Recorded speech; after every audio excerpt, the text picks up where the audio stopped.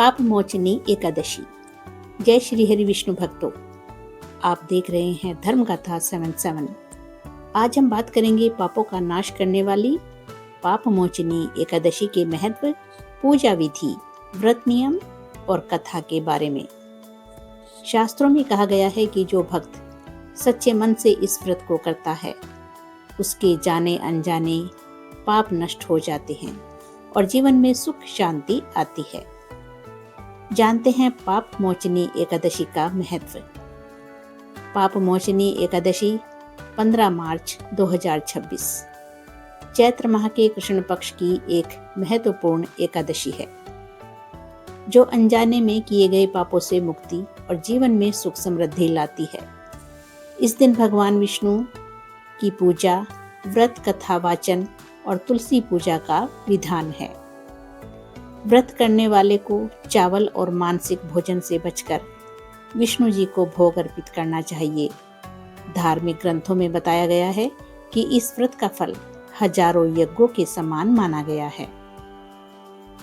व्रत से एक दिन पहले यानी दशमी तिथि से ही सात्विक भोजन करना चाहिए।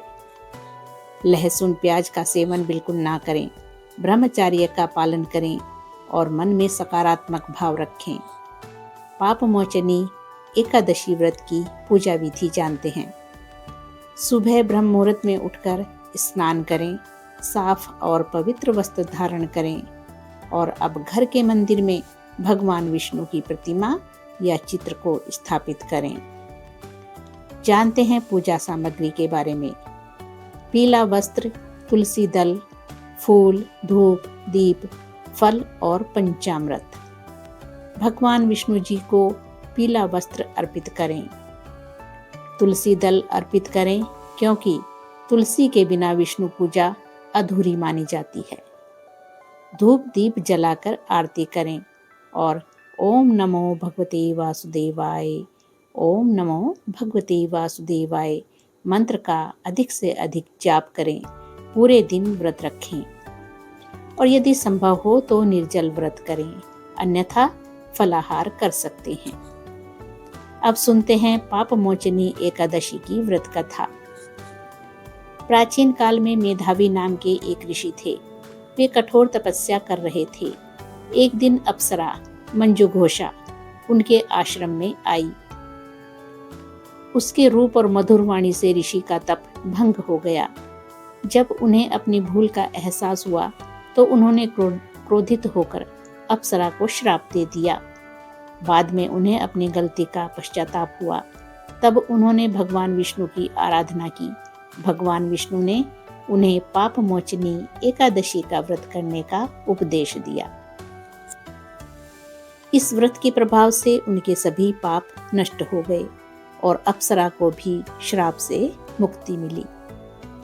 इसीलिए इसे पाप मोचनी एकादशी कहा जाता है। अब जानते हैं व्रत का पारण। द्वादशी तिथि को प्रातः स्नान करके भगवान विष्णु जी की पुनः पूजा करें। ब्राह्मण या जरूरतमंदों को दान दें। इसके बाद ही व्रत का पारण करें या व्रत को खोलें। अब जानते हैं इस व्रत के क्या लाभ हैं। पापों का नाश होता है, मानसिक शांति मिलती है, परिवार में सुख समृद्धि आती है, आध्यात्मिक उन्नति होती है। जो भी भक्त श्रद्धा और विश्वास से यह व्रत करता है, उसके जीवन में सकारात्मक परिवर्तन अवश्य आते हैं। भक्तों, अगर आपको यह जानकारी पसंद आई हो तो वीडियो को लाइक करें और चैनल को सब्सक्राइब करें और कमेंट में लिखें जय श्री हरि विष्णु।